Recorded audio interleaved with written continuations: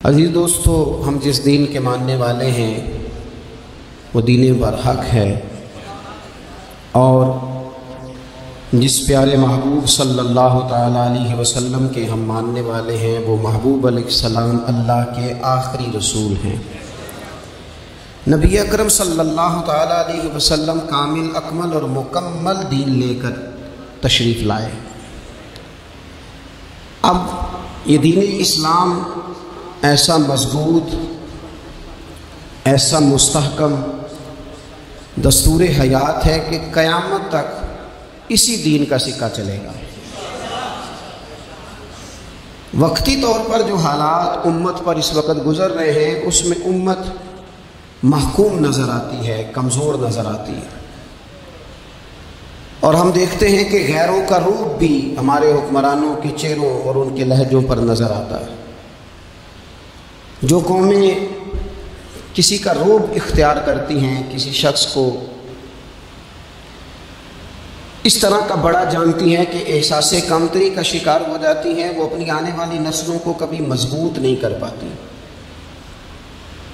ہمارے مزاجوں میں اور ہمارے روزمرہ کے معاملات میں کچھ چیزیں اس طرح کی رکھ دی گئی ہیں کہ لوگ احساس کے نیچے دبتے چلے جا رہے ہیں۔ برادریزم ایک بہت بڑا ایشو رہا ہمارے ہاں۔ میں بڑی درد کے ساتھ یہ بات عرض کیا کرتا ہوں کہ زیادہ گناہ اور زیادہ جرم اس بندے کا نہیں جو اپنی برادری کو بڑا سمجھتا ہے، بلکہ زیادہ مجرم وہ ہے جو اپنی برادری کو چھوٹا سمجھتا ہے۔ اس نے کیوں اپنے اندر احساس کمزوری پیدا کیا؟ اس کو کیوں ضرورت پیش آئی یہ کہنے کی کہ میں کسی کمزور قبیلے سے تعلق رکھتا ہوں؟ اسے کھل کے کہنا چاہیے تھا کہ میں بھی جناب آدم کا بیٹا ہوں۔ اسے کھل کے کہنا چاہیے تھا کہ میں بھی رسول رحمت کا غلام ہوں، میں بھی اللہ کا بندہ ہوں۔ کھل کر بات کرنی چاہیے۔ احساس کے نیچے دب جانا، پریشان۔ پھر اسی طرح کا معاملہ امیری غریبی کا ہے۔ غربا کیوں یہ سمجھ بیٹھتے ہیں کہ جس کے پاس پیسے زیادہ ہیں شاید فضل بھی زیادہ اسی کے پاس ہے؟ کیوں اس احساس سے باہر نہیں آتے؟ اگر دولت بہت اعلیٰ ہوتی نا اور بڑی ہی قیمتی ہوتی تو سب سے زیادہ سیدہ فاطمہ زہرا کے گھر میں ہوتی، سب سے زیادہ تجوریاں سیدہ عائشہ صدیقہ کے پاس ہوتی، لیکن یہ زیادہ قیمتی نہیں تھی، اس لیے دروازہ رسول پہ بھی نہیں تھی۔ تو اسی طرح کا معاملہ کچھ لوگوں کا ہے۔ میں نے اپنی زندگی میں یہ دیکھا ہے کہ مذہبی ماحول سے وابستہ لوگ کئی دفعہ بڑے پریشان ہو جاتے ہیں کہ میں تو مولوی صاحب ہوں،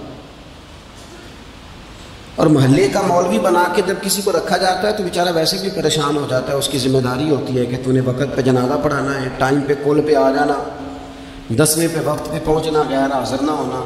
کچھ جگہوں پہ یہ بھی رواج ہے کہ جناب آپ کو 7 دن اور 10 دن مسلسل بیٹھنا ہے اور پڑھائی کرنی ہے۔ وہ آہستہ آہستہ آہستہ آہستہ بچے احساس کا شکار، یعنی قرآن شریف پڑھنے والے بچے اور کتاب و سنت کی تعلیم حاصل کرنے والے بچے، لیکن انہیں یہ کہا جاتا ہے کہ چلو فلانی جگہ قرآن پاک پڑھنے چلتے، قرآن پڑھنے جا رہے۔ قرآن انقلاب کی کتاب ہے، قرآن بندے کو عروج دیتا ہے، لیکن ان بچوں کی ذہنی ساخت یہ بنائی جا رہی ہے کہ چلو قرآن پاک پڑھنے چلتے ہیں، وہاں بریانی ملے گی کھانے کو، گوشت ملے گا کھانے کو۔ شکایت ہے مجھے یا رب خدا بندان مکتب سے، سبق شاہی ہے بچوں کو دے رہے ہیں خاک بازی کا۔ اتنی چھوٹی جب آپ کسی کی سوچ بنا دیتے ہیں تو پھر وہ آپ کہیں کہ وہ انقلاب برپا کرے، وہ کوئی بڑا کارنامہ سر انجام دے، یہ ہوتا نہیں، ممکن نہیں ہوتا۔ جب آپ آہستہ آہستہ کر کے احساس کمزوری کے نیچے دبتے چلے جاتے ہیں، دبتے، حالات خراب ہو جاتے ہیں۔ ہمارے بزرگ ہمیں کہا کرتے تھے کہ مولوی ہونا کوئی تانا ہے، اور ہم نے حالات بدلتے دیکھے۔ ایک ٹائم ایسا تھا کہ مولوی ہونا لوگ تانا سمجھتے تھے، ہمیں بھی کہتے ہیں مولوی صاحب ادھر آئیں۔ آپ کو دیانتداری سے کہتا ہوں ہم نے وہ دور بھی انجوائے کر کے گزارا ہے۔ جب کسی ایک باری مولوی آکھے ہے تو انہوں آکھے یار کوئی پریشانی والی گل ہے، شکر ہے اسی مولوی ہے، یہ کوئی پریشانی ہے؟ آپ کیوں پریشان ہو گئے؟ مولوی کسی تانے مینے کا نام ہے۔ اور پھر وہ جو کل تک کہہ رہا تھا نا کہ اوہو تسی تے مولوی بن گئے ہو، پھر ہم نے وہ دور بھی دیکھا، اس نے کہا یا اللہ 2 منٹ کھڑا ہو تیرے ساتھ تصویر بنانی ہے، وہ دور بھی دیکھا، یہ دور بھی دیکھا۔ تھوڑا سا نا اپنی زندگی کے اندر خودداری، عزت نفس، وقار، اسلام عروج دیتا ہے بندے کو۔ مسلمان تیزی سے دبتے چلے جاتے ہیں. ملک شام کا بندہ آ گیا حضرت عمر کو ملنے، اس نے آتے ہی پوچھا تمہارے بادشاہ کا محل کہاں؟ نے کہا جی ہمارے بادشاہ کا محل نہیں ہوتا. ہمارے ہاں لوگوں نے سمجھ لیا نا کہ روب شاید کپڑوں کا ہوتا ہے، روب شاید گاڑیوں کا ہوتا ہے، بنگلوں کا ہوتا ہے، بہت بڑی کوٹھی کا روب ہوتا ہے. اور نہیں بھائی، روب تو بندے کے کردار کا ہوتا ہے، اس کے افکار کا روب ہوتا ہے، روب اس کے اونچے خیالات کا ہوتا ہے. کہاں ہے آپ کے بادشاہ کا محل؟ تو نے کہا محل شہل تو کوئی نہیں، مسجد میں ہوں گے امیر المومنین. بندہ کہتا ہے میں سوچ میں پڑ گیا کہ جس کے نام سے میرا بادشاہ کانپتا ہے وہ مسجد میں ہوگا. گن میں نہیں کوئی نہیں، ہٹو بچو ہی کوئی نہیں، ادھر ادھر ہی کوئی نہیں، پہرے دار ہی کوئی نہیں. مسجد میں جا کے پوچھا جناب عمر، کہنے لگے ادھر ہی تھے. کدھر ہیں بھی حضرت؟ وہ کدھر ہیں؟ ادھر ہی تھے. کہنے لگا میں حیران ہو گیا کہ یہ بادشاہ کی بات ہو رہی ہے. ایک صاحب کہنے لگے وہ کھجوروں کے باغ کی طرف جا رہے تھے. کہتے میں کھجوروں کے باغ میں گیا تو ایک بندے سے پوچھا امیر المومنین، کہنے لگا وہ سامنے کی طرف جا رہے تھے، ادھر گیا. ایک بندے سے پوچھا کہاں ہے وہ شخص اس کی 24 لاکھ مربع میل پہ حکومت ہے؟ کہاں ہے وہ شخص جو مدینے میں بیٹھ کے نعرہ لگاتا ہے تو کیسے وہ کس طرح کانپ جاتے ہیں؟ وہ بندہ کدھر ہے کہ جس کی بات جگہ جگہ ہوتی ہے، جس کا تذکرہ سنا ہے کہ اسے دیکھ کے شیطان بھی رستے بدل جاتا ہے؟ انہوں نے کہا وہ دیکھ رہے ہو کھجور کے درخت کے نیچے کنویں کے ساتھ مٹی کا ڈھیلا تکیے کی جگہ رکھ کے وہ جو تہمت باندھے کرتا پہنے سویا ہے وہی تو فاروق اعظم ہے. وہ شخص کہتا ہے عمر سوئے تھے. شیر سویا بھی ہو تو اس کا روب ہوتا ہے. شیر جو ہوتا ہے، شیر کبھی سو بھی جائے نا تو لوگ پھر بھی خوف کھاتے ہیں اور اس کے جاگنے کا خوف کھاتے ہیں کہ یہ کہیں جاگ نہ جائے. شیر جو ہوا کہتے ہیں حضرت عمر سوئے تھے پر میں قریب گیا تو میرے وجود پہ روب طاری ہو گیا، روب، اور میری زبان سے بے ساختہ یہ جملے نکلے کہ عمر تو انصاف کر کے سویا ہے نا، تو مٹی کے ڈھیلے میں بھی تجھے سکون کی نیند ہے. خودداری، وقار، عزت، یہ احساس کمتری سے باہر نکلے. ہم نے اپنے بچوں کو مسل ڈالا ہے وہ تسی ماڑے تے بچے ہو، تسی تو نہیں نہ آگے جا سکتے، وہ اسی غریب لوگ نہ بیٹے تو فلانے کے ساتھ نہ جایا. ہم نے اپنے بچوں کی خواہشات تباہ کر دی، کمزور کر کے رکھ دیا. انہیں بار بار سکھایا ہم نے. خوددار تھا وہ باپ، اس کی تھوڑی سی آمدن تھی پر وہ گرمیوں میں اپنے پتر سے کہتا تھا پتر بڑھولے میں دانے ڈال دیے ہیں، تمہاری ماں نے مرتبان میں اچار ڈال دیا ہے، لو اب ساری گرمیاں پرواہ کوئی نہیں. وہ خوددار لوگ تھے. لیکن آج یہ دین غالب ہونے کے لیے آیا ہے. مسلمان نے غالب ہونا ہے. یہ تھوڑا اپنی ذات سے اٹھ کر جب سوچے گا نا، بڑی بات کرے گا، بڑی سوچ پیدا کرے گا، بڑا اس کا مزاج ہوگا، کھلا اس کا دل ہوگا، تو پھر نا یہ ذرا سر اٹھا کے جیے گا.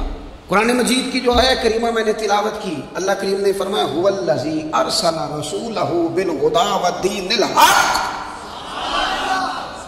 فرمایا وہ قادر مطلق ہے جس نے اپنے رسول کو ہدایت اور حق دے کے بھیجا ہے. دو چیزیں دے کے بھیجا ہے، ہدایت اور حق. کتاب ہدایت اور حق حضور لے کے آئے. کس لیے بھیجا ہے؟ کہ نیرا تسبیح پڑھیں اور سو جائیں، نیرا جناب عبادت کرے اور آرام کرے، نیرا جناب تلاوت کرے اور آرام کرے نہ. هو الذی ارسل رسولہ بالہدی والدین الحق. وہ رب ہے جس نے اپنے نبی کو، اپنے رسول کو ہدایت اور حق دے کے بھیجا ہے. کیوں؟ کہ لیظہرہ علی الدین کلہ، تاکہ اس دین کو تمام دینوں پر غالب کر دے، اس کو غالب کرے، ہر دین پر یہ دین چھا جائے. وَلَوْ كَرِهَ الْمُشْرِكُونَ، اگرچہ مشرکوں کو یہ بات بری ہی لگے، نا پسند آئے، کسی کو نہیں آتی. لِيُظْهِرَهُ عَلَى الدِّينِ كُلِّهِ، یہ دین غالب ہونے کے لیے آیا. غالب تو نماز بھی پڑھ، عبادت بھی کر، لیکن یہ بھی خیال رکھ کہ دنیا میں نماز والے نبی کا نظام بھی قائم کرنا ہے. تیرے پاس میری مسجد نہیں ہونی چاہیے، حکومت بھی ہونی چاہیے. مسلمان کے ہاتھ میں میری تسبیح نہیں ہوگی، یہ اعلان حکومت بھی چلائے گا. اس کے اندر خودداری ہوگی. حضرت عمر تہجد بھی پڑھتے تھے اور سویرے حکومت بھی کرتے تھے. حضرت صدیق اکبر ساری رات مدینے والے کی یاد میں رویا بھی کرتے تھے اور صبح اٹھ کر تلوار لے کر نبی پاک علیہ السلام کی ختم نبوت کے منکروں کے خلاف جہاد بھی کیا کرتے تھے. جب تک اپنے مزاج میں وہ شوق نہیں پیدا ہوتا کہ دین کو غالب کرنا ہے، جدوجہد کرنی ہے، کوشش کرنی ہے، بڑا سوکھا ہے ہمارے لیے بھی، آرام سے نماز پڑھیں، نفل پڑھیں، عبادت کریں، اور ویسے بھی اسے لوگ زیادہ بڑا پیر سمجھتے ہیں جس کی تسبیح زیادہ لمبی ہو، وہ زیادہ بڑا پیر ہوتا ہے جس کی پگڑی ذرا زیادہ بڑی ہو، جبہ تگڑا پہنے، اجرے کے اندر رہے، باہر نہ نکلے، اور اندر جائیں 2 منٹ کے لیے حضرت کی زیارت کریں، باہر آ جائیں، بس چھٹی، وہ زیادہ پیری مریدی ہو جاتی ہے، پیر تو بولتا ہی نہیں۔ وہی ہے تیرے زمانے کا امام برحق، اقبال کہنے لگے وہی ہے تیرے زمانے کا امام برحق، جو تجھے حاضر و موجود سے بیزار کرے اور موت کی شکل میں دکھلا کے تجھے جلوہ یار، زندگی تیرے لیے اور بھی دشوار کرے، تو ذرا جینا مشکل کر دینا، وہ تیرے زمانے کا امام برحق ہے، تیرے لیے زندگی دشوار کر۔ یہ کیا بات ہوئی کہ ٹھیک ہے جناب آپ موج کریں جو دین غالب ہونے کے لیے آیا، دین کے مزاج میں غلبہ ہے، دین کی طبیعت میں غلبہ ہے، دیندار چھا کے وقت گزارا کرتے ہیں۔ اللہ تعالیٰ نے اس دین کے اندر وہ قرار دیا ہے، وہ وسعت دی ہے، وہ درد دیا ہے، وہ ذوق دیا ہے، اپنے اندر سے وہ بت توڑ ڈالے جو بت مایوسی پھیلاتے ہیں، ان جگہوں سے نکل آئیں جہاں انسان کمزور پڑتا ہے، اٹھ باندھ کمر کیوں ڈرتا ہے، پھر دیکھ خدا کیا کرتا ہے۔ آگے کی طرف دیکھیں، آگے کی طرف دیکھیں، میرے نبی اکرم صلی اللہ تعالیٰ علیہ وسلم نے فرمایا حالات جتنے بھی خراب آ جائیں، ماحول جتنا بھی بگڑ جائے، امت پر دشواری جتنی بھی آئے، حضور علیہ السلام نے فرمایا ہے یہ دین اسلام ہے، یہ مسلم کے لفظ ہیں، حضور فرماتے ہیں یہ دین ہمیشہ قائم رہے گا، اور فرمایا ایک جماعت ہوگی پوری میری امت کی جو دین اسلام کے دفاع میں کام کرتی رہے گی، جدوجہد کرتی رہے گی، کوشش کرتی رہے گی، ہمت کرتی رہے گی۔ میرے عزیز حضور نے فرمایا ہمیشہ یہ دین قائم رہے گا، اور ایک جماعت ہمیشہ اس دین کے لیے کام کرتی رہے گی۔ اور میرے نبی پاک علیہ السلام نے فرمایا 100 سال کے بعد تو اللہ ضرور اس امت میں ایک ایسا شخص پیدا کرے گا، یہ ابن ماجہ میں حدیث موجود، جو اس دین کی نئے سرے سے تجدید کر دے گا۔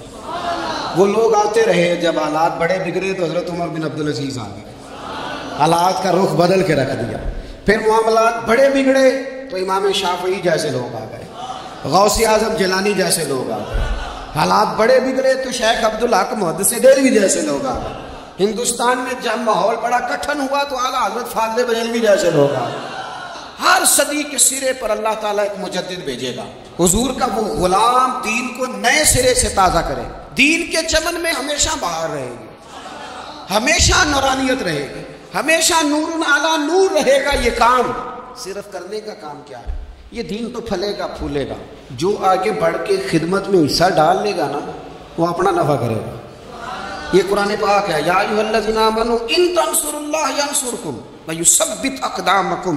اللہ فرماتے ہیں لوگوں اگر تم اللہ کے دین کی مدد کرو گے نا تو اللہ تمہاری مدد کرے گا، وَيُثَبِّتْ أَقْدَامَكُمْ، اور تمہارے قدم جما دے گا، تمہیں استقامت دے، تم آگے اور دین کی مدد صرف پیسوں سے نہیں ہوتی۔ کوئی شخص سمجھے کہ فقط مال سے مدد ہوتی ہے، جب آپ وقت پر آ کر مسجد میں جمعے کی نماز ادا کرتے ہیں تو یہ بھی آپ دین کی خدمت ہی کرتے ہیں، جب آپ دینی اجتماعات کی رونق بڑھاتے ہیں تو یہ بھی آپ دین کی خدمت ہی کرتے ہیں، جب آپ کسی دین کے طالب علم کا حوصلہ بڑھا دیتے ہیں نا بیٹے بڑی بات ہے قرآن پڑھتے رہنا، یہ بھی آپ خدمت ہی کرتے ہیں، جب آپ دین کے بارے میں کسی جگہ بیٹھ کے اچھی بات کر دیتے ہیں یار اللہ کا فضل ہے ہمارے دین میں یہ خیر اللہ نے رکھی، یہ بھی آپ دین کی مدد ہی کرتے ہیں۔ آپ کسی بھی جگہ کسی بھی حوالے سے دین کے لیے کوئی بھی پیغام دیتے ہیں، کوئی بھی بات کرتے ہیں تو آپ دین کی یہ ساری خدمات دینیاں ہیں، یہ سارا درد ہے، یہ سارا ذوق ہے، ہم اپنا اپنا حصہ جس طرح بھی ملا سکیں دین کی حمایت میں، دین کی مدد میں، جہاں کوئی ایسی بات ہو رہی ہو وہاں ہم دفاع کے لیے کھڑے ہو جائیں۔ ہر شخص اپنے اپنے مقام پر دینی ابلاغ میں، دین کی تبلیغ میں اپنا کردار ادا کرے۔ ایک جملہ کوئی بول دینا رسول پاک کے دین کی مدد میں، ایک جملہ، یعنی کسی کو صرف اتنا کہہ دینا کہ یار تو اپنے بیٹے کو، تیرے 5 بیٹے ہیں، ایک کو قرآن مجید کا عالم بنا دے، تو کہہ کے چلا گیا اور تو تیری وجہ تجھے خبر بھی نہیں کہ شاید اس نے تیری وجہ سے اسے داخل کرایا ہے، لیکن وہ اگر آ گیا پڑھ گیا تو دیکھ تجھے اجر اللہ کتنا عطا فرمائے۔ آدھا جملہ بول کے دین کے معاملے میں معاون بنے، کوئی خیر کا لفظ بول کے معاون بنے۔ ہم نہ ہمت نہیں کرتے، ہم کہتے ہیں وہ فلانا کرے گا، بڑا آدمی کرے گا، مولانا کریں گے، پیر صاحب کریں گے۔ اپنا اپنا حصہ، اپنی اپنی خیر. حضرت عمر نے بھی بڑا کام کیا ہے دین کی خدمت میں، پر سیدنا بلال کی خدمت کا کوئی انکار کر سکتا ہے؟ ڈیوٹی حضرت صدیق اکبر کی بھی زیادہ ہے، پر جناب سلمان فارسی کی خدمت کا انکار کیا جا سکتا ہے؟ ہر ایک نے کام کیا، ہر نقطے کا اپنا عروج ہے، اپنی اور یہ دین غالب ہوگا، غالب. یہ مت سمجھے تھوڑے سے حالات کمزور آئے ہیں اور تھوڑا سا مسلمان محکوم ہوئے ہیں مالی طور، اپنی کوتاہیوں کی وجہ سے ہوئے، اپنی غلطیوں کی وجہ سے ہوئے، اپنے اعمال کے سبب ہوئے، تو ڈر ڈر کے نہ جیے. نبی پاک صلی اللہ تعالی علیہ وسلم سفر پہ تشریف لے گئے. حضور علیہ السلام کی عادت کریمہ تھی جب سفر پہ جاتے تھے تو سب سے آخر میں ساری تیاری کر کے سامان سمیٹ کے سب سے آخر میں سیدہ فاطمہ الزہرا سے ملتے، پھر سفر شروع ہوتا. اور جب حضور واپس آتے تو سب سے پہلے سیدہ فاطمہ سے ملتے رضی اللہ تعالیٰ. حضور کافی دنوں کے بعد سفر سے واپس آئے، لمبا سفر تھا. سیدہ فاطمہ الزہرا رضی اللہ تعالیٰ عنہ سے ملنے گئے. نبی پاک صلی اللہ تعالیٰ علیہ وسلم کا چہرہ نور دیکھ کے تو سیدہ فاطمہ تڑپ کے روئیں، رو پڑی. حضور نے فرمایا فاطمہ کیا ہوا؟ عرض کرنے لگے یا رسول اللہ تھکاوٹ کے اثرات میں آپ کے چہرے پہ دیکھ رہی، اور حضور کپڑے یوں لگتا ہے بڑے پرانے پہنے ہوئے آپ نے. حضور اتنی مشقت کیوں کرتے ہیں آپ، اتنی محنت، اتنی جدوجہد؟ تو حضرت فاطمہ الزہرا فرماتی ہے حضور نے مجھے تھپکی دی اور فرمایا فاطمہ رو نا. اور یہاں وہ بعض لوگ ہوتے ہیں نا جو ہم نے دیکھا ہے ہمارے ہاں اس طرح ہوتا ہے کہ وہ کوئی اس طرح کی بات کرے تو وہ زیادہ رونے لگ جاتے ہیں، کیا کریں بڑے مسائل ہے، بڑی مشقت ہے، کرنا پڑتا ہے، لوگ اور زیادہ. لیکن نبی پاک علیہ السلام نے سوچوں کو نیا زاویہ دیا، خیالات کو نیا رخ دیا، اس بات کو ایک نیا انداز سوچنے کا فراہم کیا. حضور فرمانے لگے فاطمہ رو نا، تیرے باپ کو اللہ نے اعلیٰ مقاصد کے لیے دنیا میں مبعوث فرمایا. حضور فرمانے لگے فاطمہ کوئی گھر کچا، کوئی پکا، کوئی خیمہ ایسا نہیں بچے گا جہاں اللہ دین اسلام کو پہنچا نہیں دے گا. اور فرمایا فاطمہ یاد رکھنا جس طرح رات چھا جاتی ہے نا، محمد عربی کا دین بھی چھا جائے گا، یہ چھا جائے گا دین. جس طرح رات چھا جاتی ہے یہ دین بھی چھا جائے. اور پھر دین چھا گیا، جگہ جگہ چھا گیا. یورپ میں بھی اذانیں پڑھی جانے لگی، امریکہ اور افریقہ میں بھی قرآن پڑھا جانے لگا. جگہ جگہ جگہ جگہ رسول اللہ صلی اللہ علیہ وسلم کے دین کی بات ہونے لگی. کہا فاطمہ کچا ہو یا پکا ہو، خیمہ، ہر جگہ یہ دین پہنچے گا. اور دین پہنچا. دوستو کمزوری وقتی طور پر ہے، حالات وقتی طور پر ہیں. مسلمانوں نہ گھبراؤ، خدا کی شان باقی ہے. یہ دین فطرت ہے. یہ دین اپنی حقانیت کی وجہ سے پھیل رہا، کسی کا محتاج نہ یہ کسی کے زور لگانے. مسلمانوں نہ گھبراؤ، خدا کی شان باقی ہے. ابھی اسلام زندہ ہے، ابھی قرآن باقی ہے. یہ کافر کیا سمجھتے ہیں جو ہم سے روز الجھتے ہیں؟ ابھی تو کربلا کا آخری میدان باقی ہے، ابھی تو آخری میدان لگے گا میدان کربلا میں، اور فکر حسینی کے علم بردار میدان میں نکلیں گے، یزیدی سوچوں سے ٹکرائیں گے، اور بڑے سینے تیار ہیں جو اس کے لیے پوری جدوجہد کریں گے. ابھی تو کربلا کا آخری میدان باقی ہے. اپنی زندگی کے اندر قوت ارادی پیدا کریں، کچھ کر لینے کی ٹھان اپنے مزاج میں پیدا کریں. کمزوری آ جاتی. عدی بن حاتم جو تھے نا، یہ حاتم تائی کے بیٹے تھے، بادشاہ کا بیٹا تھا، زمانہ بڑا دیکھا تھا، بڑے بڑے وزیروں مشیروں، ساری زندگی اعلیٰ سطحی وفود سے ملاقات ہوئی. عدی حضور کی بارگاہ میں آئے، مسند امام احمد بن حنبل میں موجود. تو اسلام پر ابھی غربت کا دور تھا، چند لوگ مسلمان ہوئے تھے. نبی پاک علیہ السلام نے فرمایا عدی کلمہ پڑھ لو.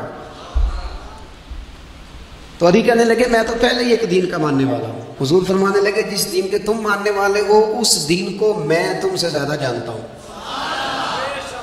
حضور فرمانے لگے جس دین کے تم ماننے والے ہو اس میں کیا یہ لکھا ہے کہ مالک غنیمت کا چوتھا حصہ کھا جاؤ؟ کہنے لگے نہیں. تو فرمایا کھا کیوں جاتے ہو؟ عدی کہتے ہیں کیونکہ یہ ہمارے اندر کی بات تھی بادشاہوں کی، تو میں نے فوراً سر تسلیم خم کر دیا، میں نے فوراً سر جھکا دیا. میں نے کہا بات ٹھیک کر رہے ہیں. حضور فرمانے لگے اب اگلی بات بھی کروں یا رسول اللہ فرمائیے. فرمایا پتہ ہے تم دین کیوں نہیں قبول کر رہے؟ یہ بھی مجھے پتہ ہے. یا رسول اللہ کیوں؟ فرمایا تم دیکھتے ہو کہ دین کے ماننے والے غریب لوگ ہیں، تم دیکھتے ہو کہ ابھی یہ کمزور ہیں، تم دیکھتے ہو کہ مکے والوں نے مدینہ طیبہ سے پریشان کر کے مسلمانوں کو نکال دیا ہے. یہ غریبی دیکھ کر، بظاہر اسلام کی کمزوری دیکھ کر تم کلمہ نہیں پڑھ رہے. حضور فرمانے لگے عدی مقام ہرا کا نام سنا ہے؟ بڑی دور تھا علاقہ وہ، مقام ہرا کا نام سنا ہے؟ ادھی کہنے لگے حضور سنا ہے پر وہ جگہ دیکھی نہیں۔ محبوب فرمانے لگے سن، میں وہ وقت لے کے آؤں گا، میرا دین اس طرح نافذ ہوگا کہ ایک عورت مقام ہرا سے اونٹنی پہ اکیلی بیٹھے گی اور اکیلی آئے گی اور آ کے بیت اللہ کا طواف کرے گی، سوائے اسے اللہ کے کسی کا خوف نہیں ہوگا، رب کے علاوہ کسی سے نہیں ڈرے گی۔ یہ دور آئے گا، تو دیکھ رہا ہے کہ صرف مکے پہ حکومت نہیں، دنیا پہ مسلمان چھا جائیں گے۔ اور حضور فرمانے لگے کسرا کا نام سنا ہے؟ کہا حضور وہ تو بازار اس وقت بڑا تگڑا بادشاہ ہے۔ فرمایا اس کے علاقے بھی فتح ہوں گے، وہ خزانے مسلمانوں کے پاس آئیں گے۔ اور فرمایا تو تیسری بات نبی پاک نے بیان کی، فرمایا تو یہ دیکھ رہا ہے کہ مسلمانوں میں غربت ہے؟ فرمایا آدھی ایک وقت آئے گا لوگ دینے کے لیے نکلیں گے پر انہیں لینے والا کوئی نہیں ملے گا۔ ایک وقت آئے گا لوگ دینے نکلیں گے، لینے کوئی نہیں آئے گا۔ ادھی کہتے ہیں کہ میں رسول کریم کا کلمہ پڑھ کے مسلمان ہو گیا، اب زیادہ دور نہیں گزرا، ادھی رویا کرتے تھے، حاتم تائی کے بیٹے ادھی رویا کرتے تھے اور رو کے بتایا کرتے تھے لوگوں وہ جو حضور نے فرمایا تھا نا بی بی ہرا سے چلے گی اور طواف کرے گی، وہ بی بی میں نے اپنی آنکھوں سے آتی دیکھی، میں نے اس تنہا عورت کو حضور سید عالم کی پیشن گوئی کے مطابق بیت اللہ کا طواف کرتے دیکھا، اسے سوائے اللہ کے کسی کا ڈر نہیں تھا۔ اور ادھی کہنے لگے وہ جو حضور نے فرمایا تھا نا کہ کسرا کے خزانے فتح ہوں گے، فرمایا وہ جب فتح ہو رہی تھی تو میں خود اس جنگ میں شریک تھا، مجھے اللہ نے موقع دیا، میں مجاہدوں میں شامل تھا۔ اور فرمانے لگے تیسری پیشن گوئی رہ گئی ہے، مجھے امید ہے وہ بھی پوری ہوگی۔ حضرت عمر بن عبدالعزیز کے زمانے میں آ کے وہ دور بھی آیا کہ لوگ زکوٰۃ دینے نکلتے تھے، لینے والا کوئی نہیں ملتا تھا، لوگ کسی کو غریب سمجھ کے صدقہ دینے لگتے تھے، وہ کہتا تھا بھائی لے جا، میں تو رات خود دے کے آیا ہوں، لوگ دینے نکلتے تھے، لینے والا کوئی نہیں۔ اسلام کی فطرت میں قدرت نے لچک دی ہے، اتنا ہی یہ ابھرے گا جتنا کہ دبا دو گے۔ یہ مولویوں کی وجہ سے، پیروں کی وجہ سے، سیاستدانوں کی وجہ سے نہیں چھائے گا۔ یہ کیوں چھائے گا کہ ارسل رسولہ بالہدی ودین الحق، یہ اس لیے چھائے گا کہ اللہ نے بھیجا ہی حق کے ساتھ ہے، یہ آیا حق کے ساتھ ہے، لہذا چھا جائے۔ حق ہمیشہ چھا جایا کرتا ہے۔ اور وَقُلْ جَاءَ الْحَقُّ وَزَهَقَ الْبَاطِلُ إِنَّ الْبَاطِلَ كَانَ زَهُوقًا، جب حق آتا ہے تو باطل خود بخود چھپ جاتا ہے، اور باطل ہوتا بھی مٹ جانے کے لیے۔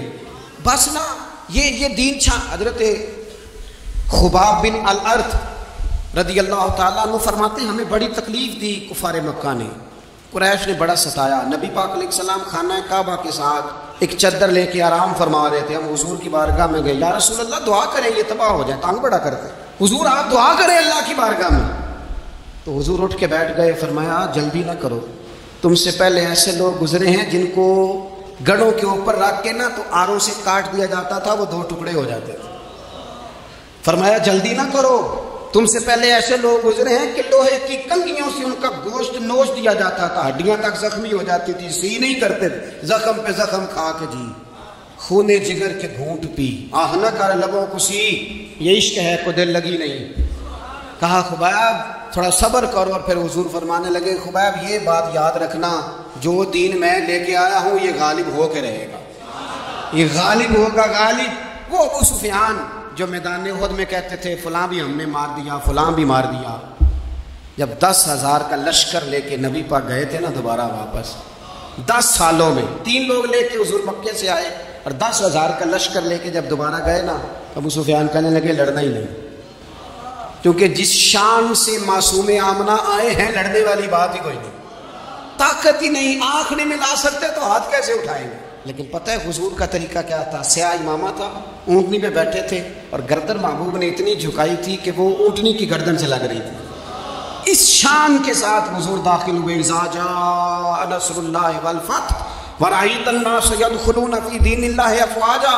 اپنے اندر نہ تھوڑی سی، آپ 24 گھنٹے دنیا کمائیں، کوئی منع نہیں کرتا، مال کمائیں، جائیدادیں بنائیں، حلال کمائیں، جتنا مرضی کمائیں، لیکن نہ کچھ تھوڑا سا اپنے آپ کو دین کے لیے، صرف مالی طور پر نہیں۔ ہمارے یہاں ایک بہت بڑا مسئلہ یہ بن گیا ہے کہ صرف مالی طور پر ہم سمجھتے ہیں دین کی مدد کر دیں۔ اگر آپ اپنے پتر کو نمازی بنا چکے ہیں تو ایک کام آپ نے دین کی خدمت کا کر لیا۔ اگر آپ کی بیٹی پردے کی عادی ہو گئی ہے تو آپ نے دین کی خدمت میں ایک حصہ ڈال لیا ہے۔ اگر آپ کے گھر کے اندر آپ ان ساری چیزوں کو بیان کرنے میں کامیاب ہو گئے، یا ایھا الذین آمنوا قوا انفسکم واہلیکم نارا، ایمان والوں کو بھی دوزخ سے بچو، اپنے اہل خانہ کو بھی بچاؤ۔ اگر فحاشی اور یعنی کا رستہ آپ نے اپنے دروازے کے باہر روک دیا ہے تو آپ نے دین کی خدمت کر لی ہے۔ اگر آپ اپنے دوستوں کو نمازی بنانے میں کامیاب ہو گئے، اگر آپ چند لوگوں کو قرآن پڑھانے میں کامیاب ہوئے ہیں، تو پھر کچھ نہ کچھ حصہ اپنے دین میں شامل کیا ہے۔ کرنے کا کام یہ ہے کہ اپنا اپنا حصہ اپنی اپنی خیر دین میں ملائیں، جدوجہد کریں، کوشش کریں۔